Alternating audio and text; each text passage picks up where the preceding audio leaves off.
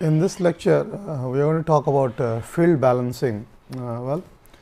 As you saw in the last class, that balancing is necessary to remove this amount of unbalance which you have in the shaft, because the unbalance can lead to the fatigue failure of the rotating systems and so on. But these rotors or shafts can be of many different sizes and lengths, or weights and lengths. I can have a very large rotor. Okay. This could be as long as 4 meters, okay, or as small as maybe 10 centimeter. Okay. And as you can imagine, if we have a large rotors of 4 meter length, they cannot be treated as rigid. They will be flexible. There will be many critical speeds, but still, again in this class also we are going to discuss about the first critical speed frequencies, operational frequencies below the first critical speeds. Okay. But to balance the masses, we can always bring in a soft or a short shaft or a small shaft, a small rotor into a machine wherein we have 2 spindles, okay, and one spindle is rotating and one is supporting, wherein I can put a rotor and then have and then balance it. So, these are the rotor balancing machines. Such rotor balancing machines are available in the market. Tabletop rotor balancing machines or a balancing machine taking half the size of the studio, and wherein you bring in a rotor, support it in between 2 spindles. One spindle you allow to rotate it, and then there are transducers which will measure the vibrations, and with a vector calculation find out the vector of unbalanced vector and then find out the correction mass. But in this class, we are not going to talk about such rotor balancing machines. These machines are available in the market, wherein we can balance to as high as 2400 RPM and so on. But I am talking of the cases wherein in the industry we have rotors installed in machines like in fans, blowers, okay, turbines. Obviously, for large fans, blowers, turbines, I cannot bring it to the lab or and to mount it on such balancing machines. So, in these cases, we have to balance at the site or in situ balancing has to be done, or what is known as field balancing. So, in this class, we are going to talk about how such field balancing of rotors which are already present in fans, blowers, turbines, which are installed in a rigid foundation in a plant, how do I balance them? Okay. Just to give an example, this is a case of a paper mill. Can you see this is this roll here. This roll rotates, and there is a felt which is going over this roll, and then there is a roll on the top, roll on the side, and then many more rolls. As I was telling you, in a paper mill or a paper plant, there are about 100 to 200 similar rolls of length of 4 meters, and particularly in a paper mill, the linear speed of the papers coming out, this is the felt on which this pulp will be spread, and then in a pulp, as I was telling you, is full of water, and there will be a lot of presses downstream. where and finally eventually we will have papers and then which are dried, steam dried on the rollers, because inside the rollers we will have heated steam going in and they will dry. Okay. Now, in paper mills this typical speed, linear speed is about 1200 meters per minute. That means, in 1 minute you are having 1200 meters of paper coming out. Okay. And if there is an amount of unbalance on the shaft, many things can happen, and it has happened in few paper mills I have been to. Because of an unbalance, these bearings are going to have a fatigue failure. If once these bearings fail, this roll is going to fail and fall.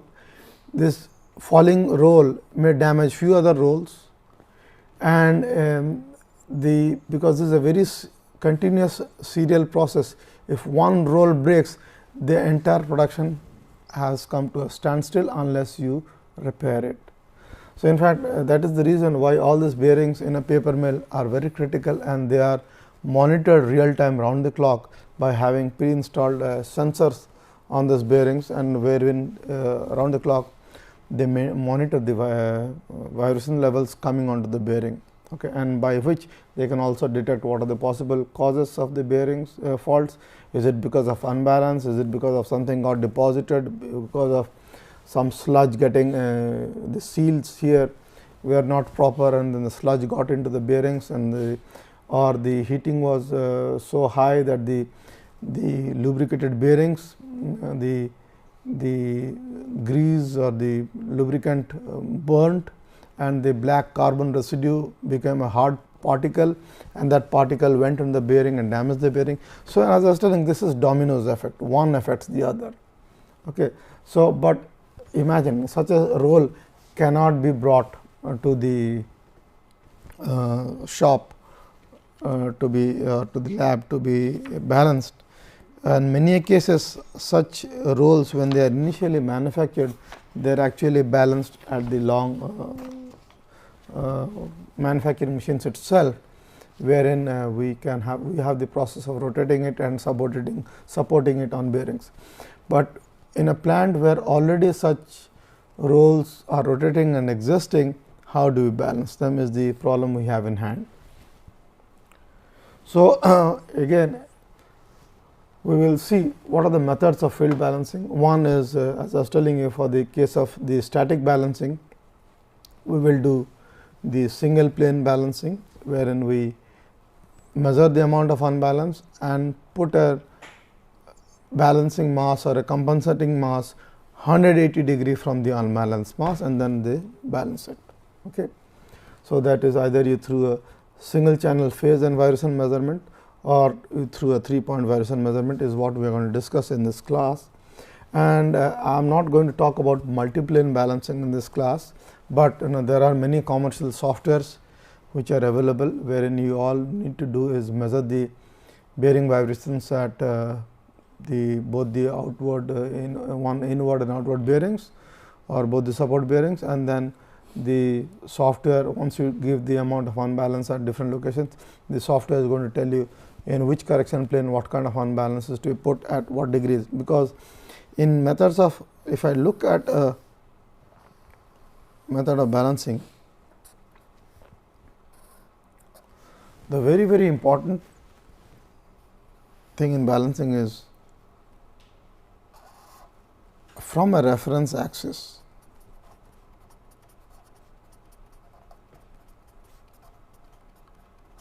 Okay, this is very important.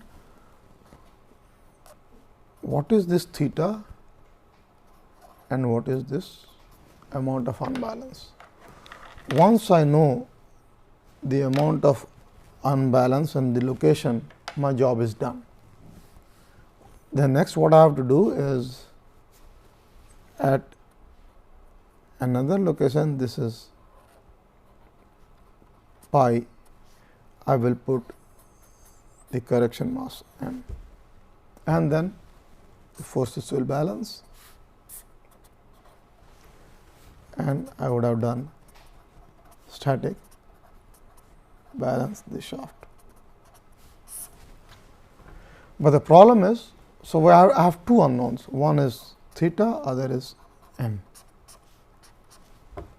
and then I have to define my reference axis, because when a shaft is rotating, usually people take, in a shaft we have the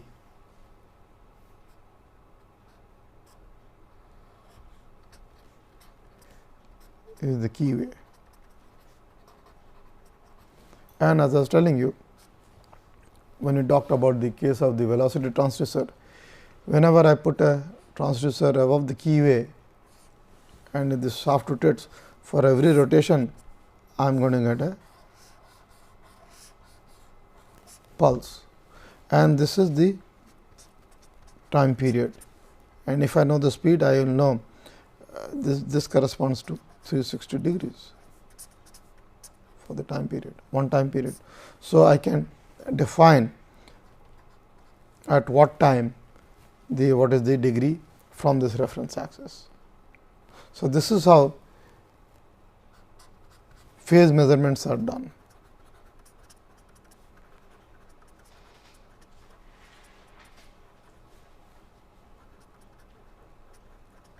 With respect to the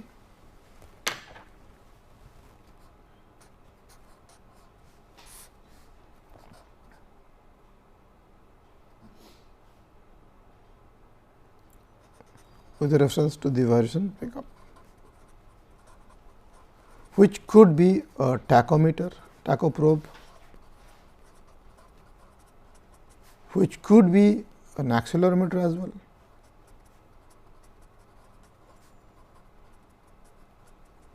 Because whenever the unbalanced mass comes below this, I am going to have a high variation.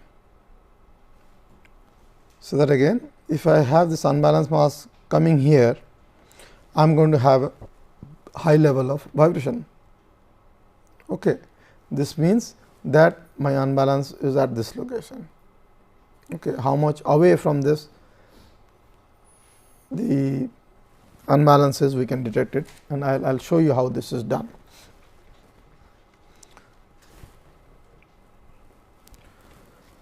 So, first we will discuss about the single channel phase and vibration measurement. I will just show you what I have here is this is a motor. If you can see here, this is a motor, and this is a coupling here, the black one is a coupling, and then I have a bearing, one of the bearings, you cannot see the other bearing here, and there is a shaft on which we have a rotor.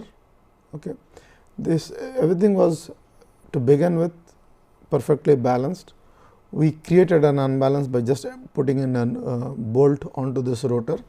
So, we created an artificial unbalance, and if you will see here, I have put one accelerometer in the vertical direction to measure the acceleration or the vibration, and this is the tacho probe, okay, which will shoot a light onto this shaft here, which has a reflecting tape, okay, and then we will measure the RPM or know when because this tacho probe basically on the shaft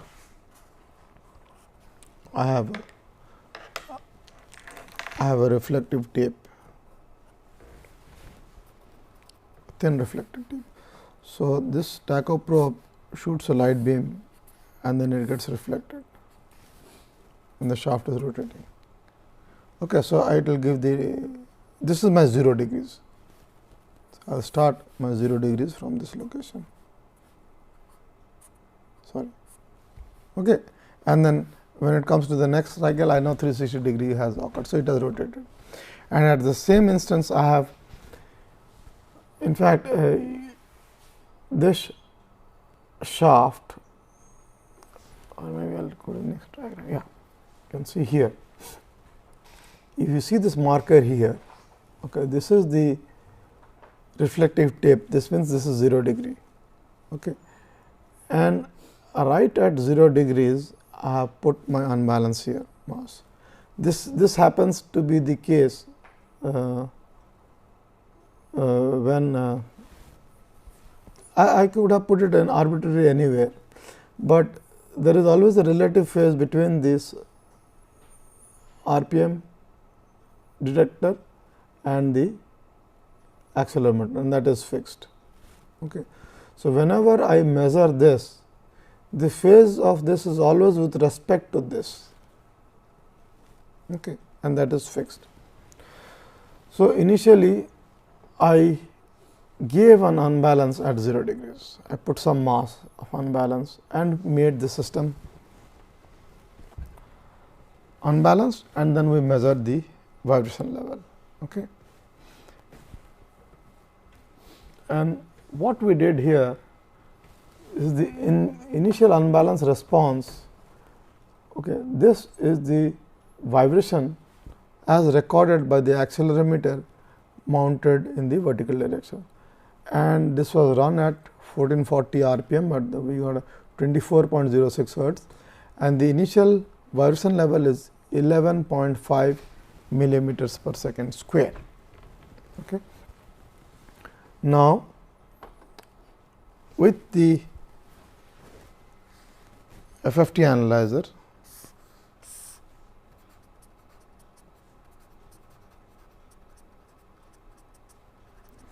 I am giving one as the vibration and one as the tacho probe.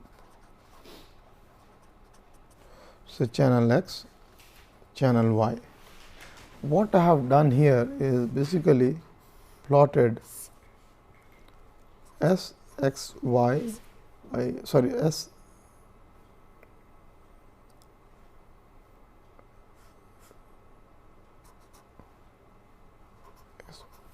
okay. I am trying to see the response of vibration with respect to tacho probe. So, this will have, this is a complex quantity, this will have a magnitude and also the frequency, this is magnitude, and also I will have the phase of. Okay.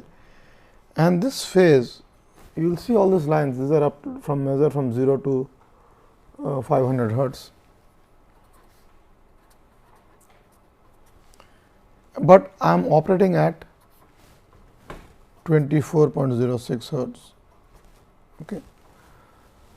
And if you look here, it is a very strong component coming at 1x. Now, if you can see the red cursor here, this is the vertical cursor, the horizontal cursor, the peak is over somewhere here. At 24.06, I have 11.5 millimeters per second square is the level of vibration measured by the accelerometer. Okay. And at the same frequency, I am measuring the phase angle. Phase between the vibration and the RPM indicator is 64.8 degrees. So, this is my initial phase. So, this gives me some clue as to what or how or where the unbalance is located with reference to the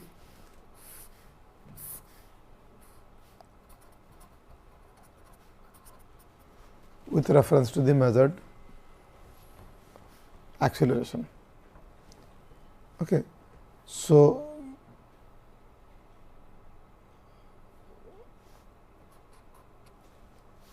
okay. Now, this is initially now I have to find out what is this amount of unbalance and then how much mass I need to give.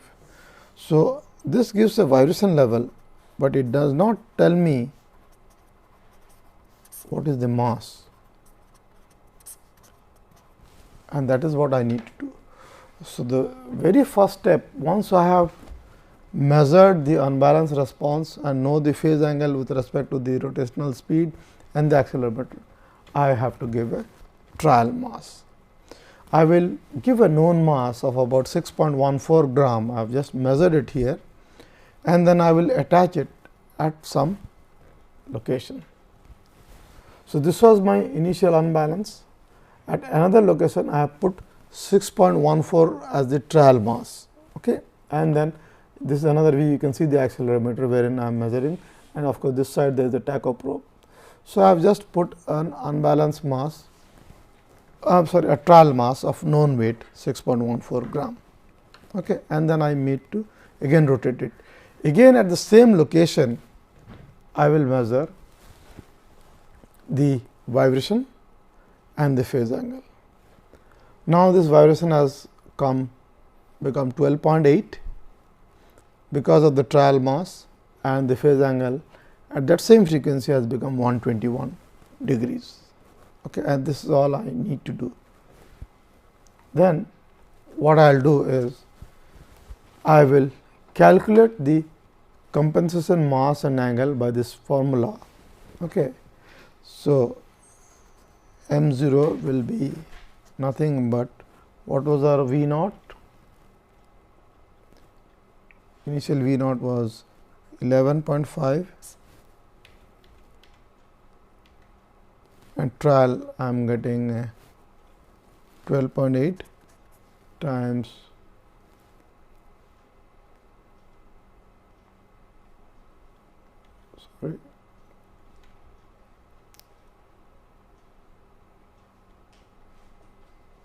6.14. Okay, this approximately comes to about some I think this is not 6.14, some little higher. Okay, but anyway, this 6.18 grams. So, this is how I calculate just by knowing the relative vibration levels. Once the original unbalance, then once the vibration level with the original unbalance, vibration level with the known mass, and then multiplying this, I will get the compensation mass of 6.18 grams. So, this has to be put again at another direction, is this alpha compensation is given by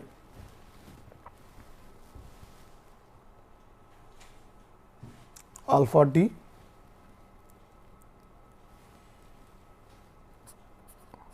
whatever I would have got,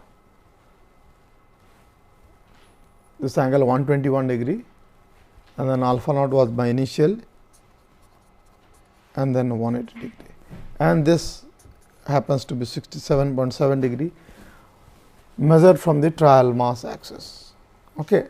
And once we know this, we can put it back at that location, and then we got the residual unbalance to about 6.02.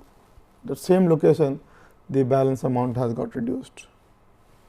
So, we started with somewhere around 11.5 millimeter per second square, and a very crude way we just did a couple of runs and then we measured it. Now, the problem is why we have not got less than that is because of these reasons.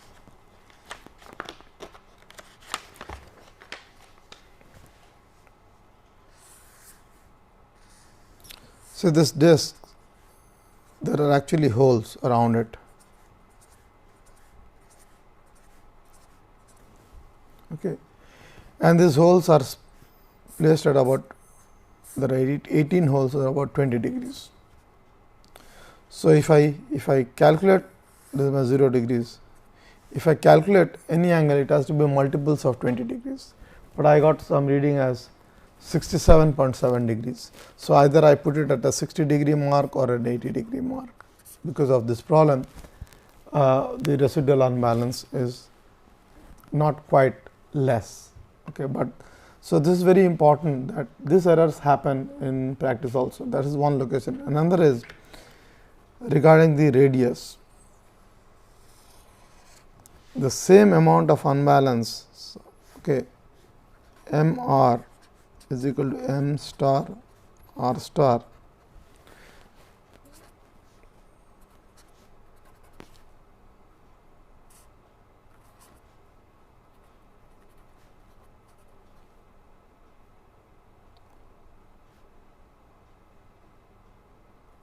okay. I can have a higher mass put at a lesser distance and create the same kind of an effect. This also there. So, radially I can change and then select about the play around with the mass also. Okay, suppose it comes with the mass of 6 grams, but I only have 5 gram of unbalanced mass weights to put. So, I can put it at a different radius by maintaining this relationship. Okay. So, these are practical limitations as to where to put the unbalanced mass at which radius and how much of unbalance is to put. And for this problem, we in the lab we did not get more than or less than 6.02 because of we had problem placing the mass at the calculated angle, because the rotors did not allow us, because these are all at 20 degrees, there are 18 such. So, if the angle comes somewhere here, I have a problem, I cannot put it, and that is why this problem is there. So, to summarize this, single plane balancing with a single phase measurement, phase and frequency phase and acceleration measurement, we have to see that we have to have the rotational speed measurements,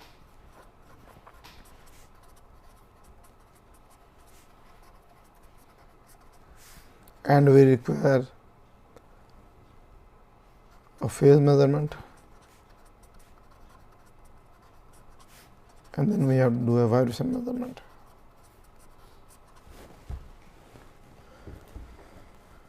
Okay. So, in this example we use an accelerometer,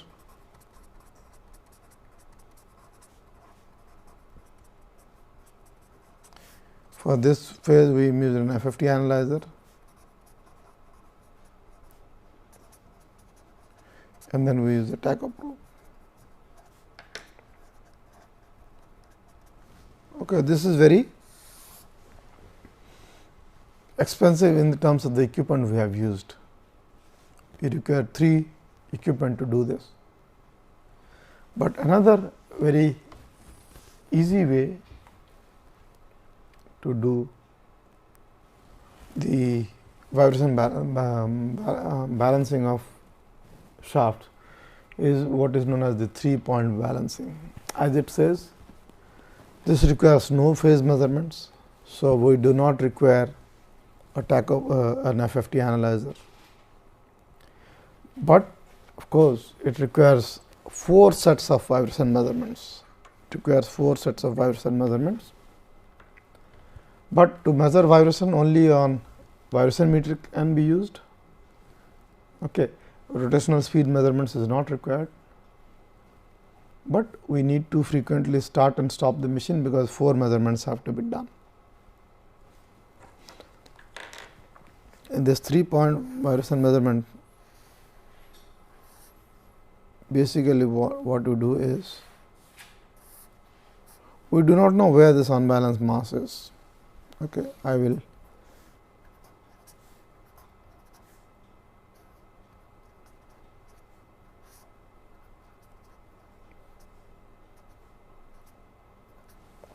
okay. All I have to do is, initially I have to measure the vibration, okay. And to do that, in the earlier example I showed you the screenshot of an FFT analyzer, I showed you the tacho probe and then accelerometer. Okay. In this example, in fact, if you can see here, this is the same rotor where there are 2 bearings, and then I have attached the accelerometer here and accelerometer here. In the previous class of unbalanced detection, I was talking about the phase measurements. It was phase between this transducer and this transducer. So, phase would be close to 0 degree, and we got something around 13 degrees. But here in this previous example, I had used this accelerometer and used a photo probe which is somewhere here, and this is the rotor. In this 3-point measurement, what we have done is, we have just put an accelerometer and just got a vibration meter to see the initial level of vibration level measurements, and which comes to about 1.3 1.3 what the units, yeah, it is 1.3 meters per second square. So, to begin with, I have an initial unbalance of 1.3 meters per second square, okay. And this gives the overall vibration level, okay. And this vibration meter is set from 3 hertz to 1000 hertz. Okay. This is giving the overall. I am not specifying the rotational speed. I do not care about what speed it is rotating, as long as it is rotating at constant speed. Some speed it is rotating. I will just put an accelerometer, measure it. Initial is 1.3 meters per second square. That is my V naught. Okay. In the next instance, what I do is I switch off this machine, and at location 1, some location, okay, which is 0 degrees. By 0 degrees, I mean V naught was in this direction. Okay. I put this is my reference axis.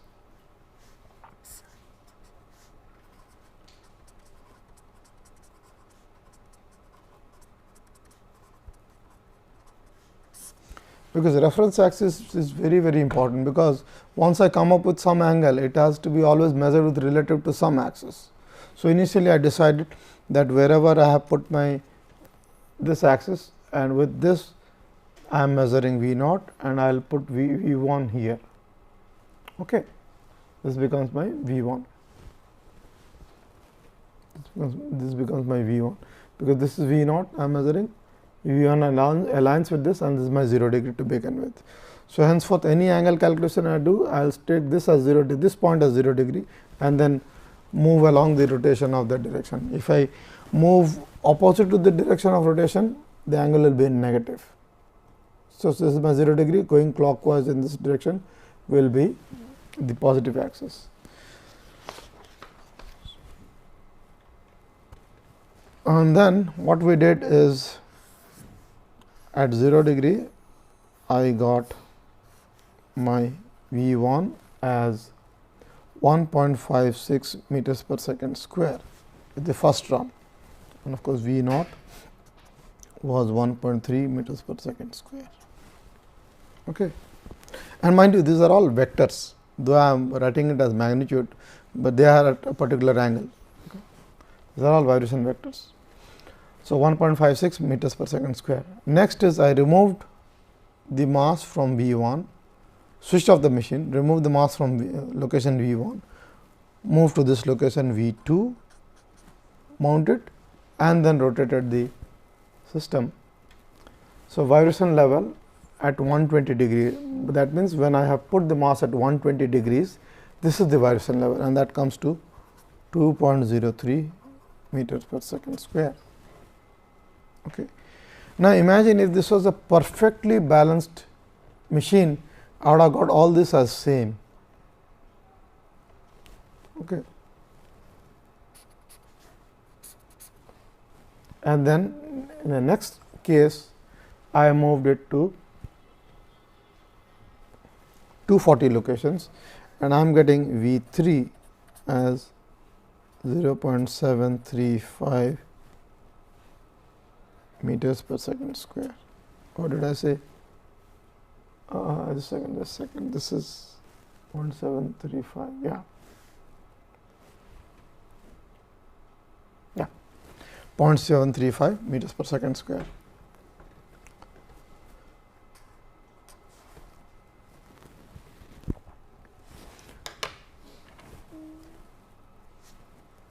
You all will appreciate that if this was a perfectly balanced rotor, V 1 should have been equal to V 2 should have been equal to V 3, and which is not the case in our case, because we have put some unbalanced mass at some location.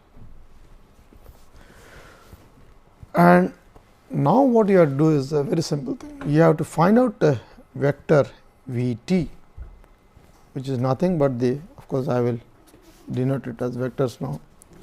V t is nothing but V 1 plus V 2 plus V 3. So, this will give me the effective residual unbalance, and which happens to be in our case V t is equal to V 1 plus V 2 plus V 3. And this you can measure it. Now, this if you have one of those calculators,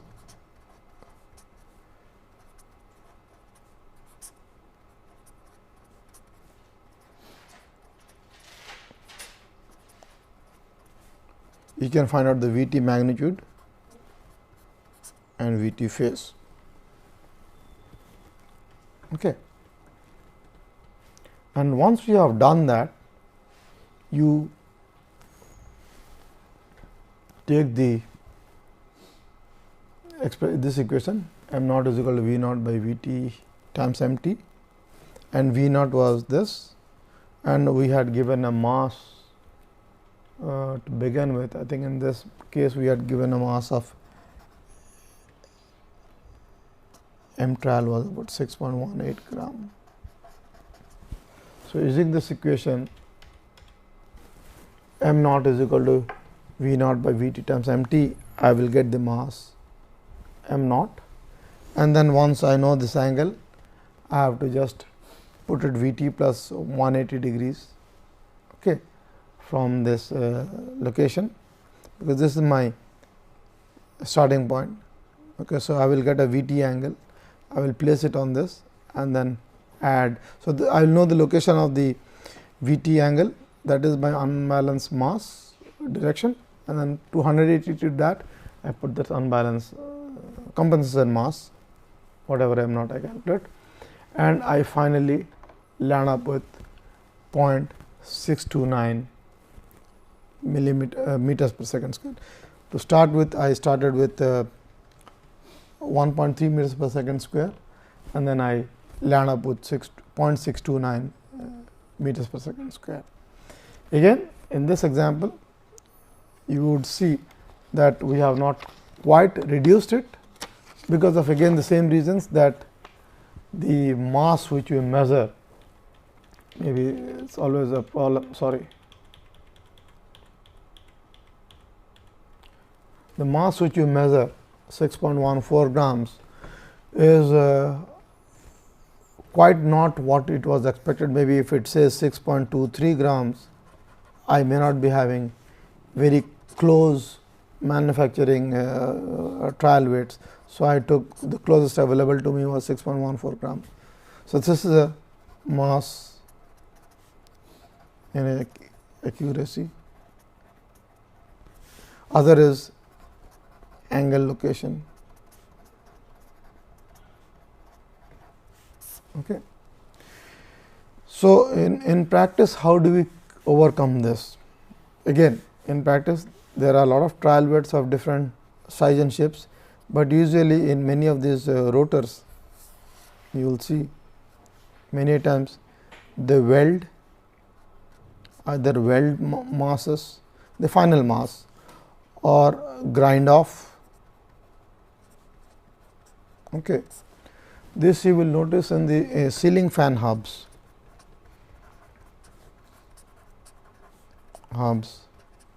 in the rims of automobiles. You will see people either weld masses or fan or remove them, and I am sure all of you must have witnessed it. If in a ceiling fan, it is a very good example.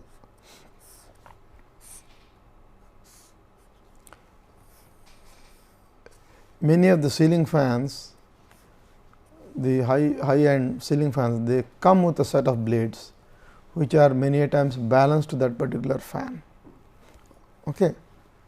And if you change the blade orientations of one versus the other, and or maybe you have seen the effects of how unbalanced this whole thing could be, and they could be wobbling. Okay. So, balanced set of blades. Even by changing the orientation of one blade angle, this is going to give rise to an unbalance. Okay. This has to be taken care of. So, in practically you can choose many methods. There are few other methods also, okay. But the one advantage over the other is in one you are accurate, in the sense you are accurate in both the cases. Your accuracy depends on your mass location, trial mass, and the angle location.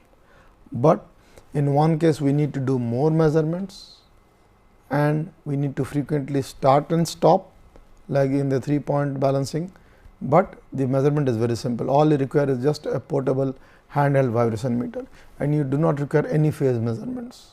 Okay, and this is a very simple experiments which people do in the students do in the lab as well. Just you have a rotor, mark 120 degrees sectors of three vectors, 120 degree to each other, put a trial mass, measure the unbalance, again rotate, put it at 3 different locations of 0 degree, 120 degree, 240 degree, measure the vibration levels. I will calculate that, find out V t and calculate the compensation mass, and then put it at whatever angle you get in V t plus 180 degrees. And that is the most simplest way of doing single plane balancing. But another one, suppose you are not allowed to switch off the machine, maybe once just to put the trial mass, you can do the phase, single channel phase and single channel vibration measurement.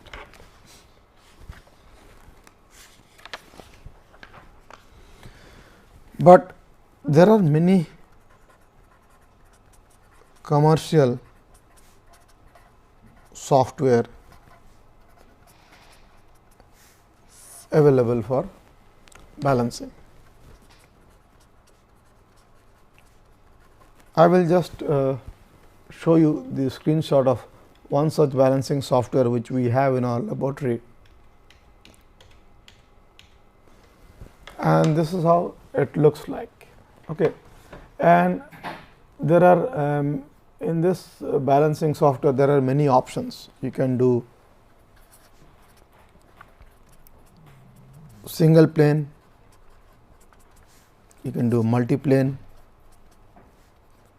Multiplane you can go as high as 2 to 4 planes.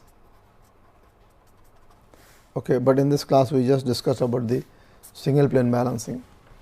And then these are GUIs which will tell you do the initial, do the trial runs, do the calculations and do the final mass, and you can select the trial mass at different angles, what is the radius, it says that what is the trial mass values, and then vectorially in a graph it is going to show you the rotor and show you where the mass is to be put. And basically what we did in the previous calculations are the same things which are there in the software, and it is a very simple. Balancing is the most easiest thing to do in machinery troubleshooting, field balancing.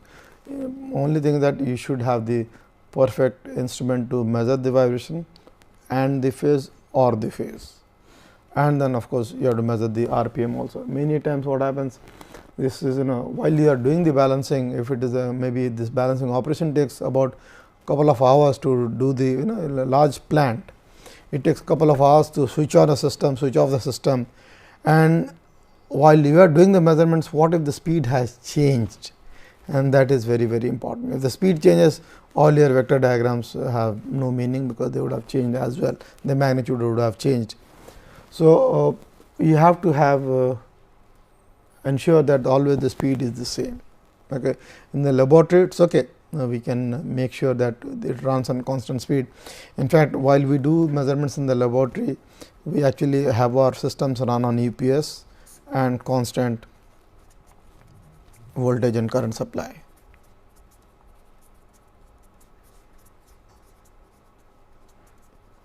Okay.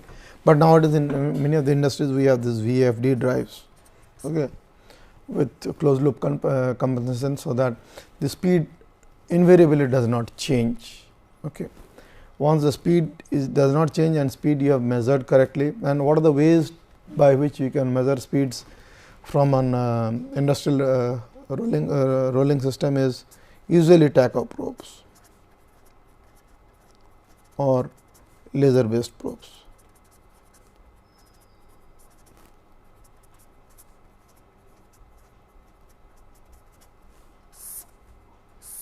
Because we cannot measure this with having a contacting type of probe, okay.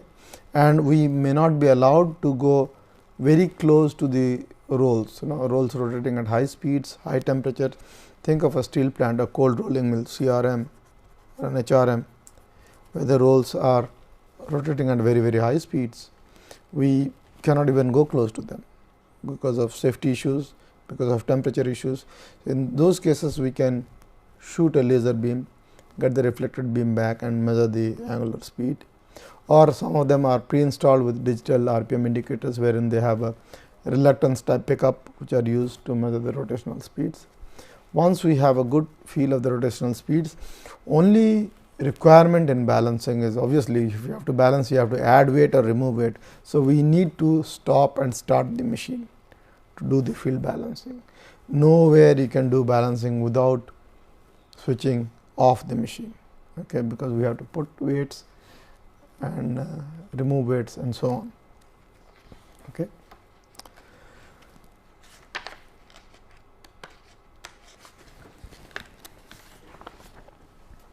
Of course, nowadays many smart systems are available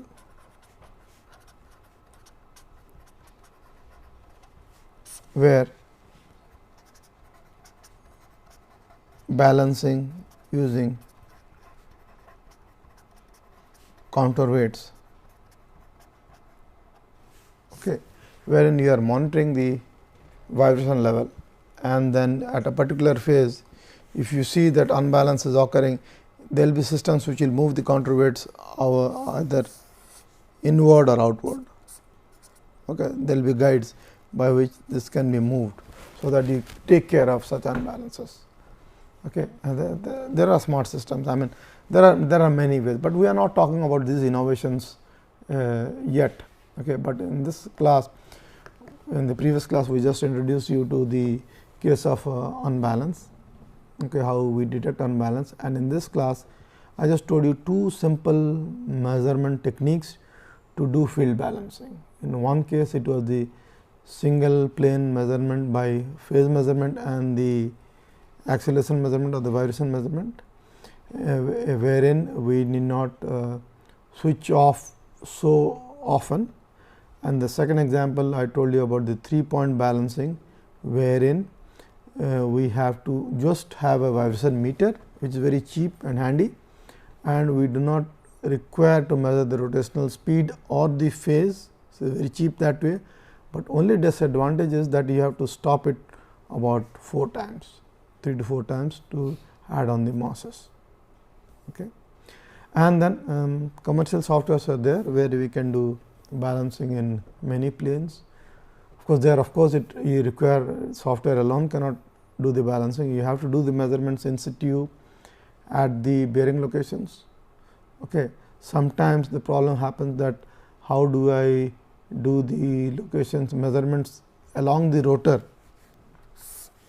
Suppose I am talking about large systems.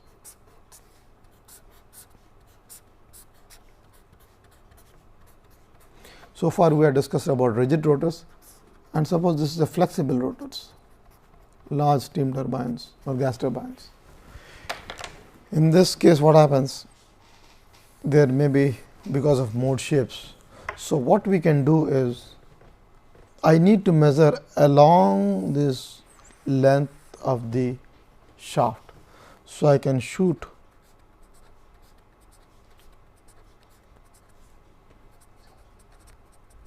laser beams onto the shaft, and then find out the points where large motions are there, and then again use through software I can find out the how do we take care of this unbalance and how do we reduce it. Okay. But this is something which we are not going to discuss in this class, and we have not discussed. This is the flexible rotor balancing. So, as long as we know how to balance rigid rotors, field balancing,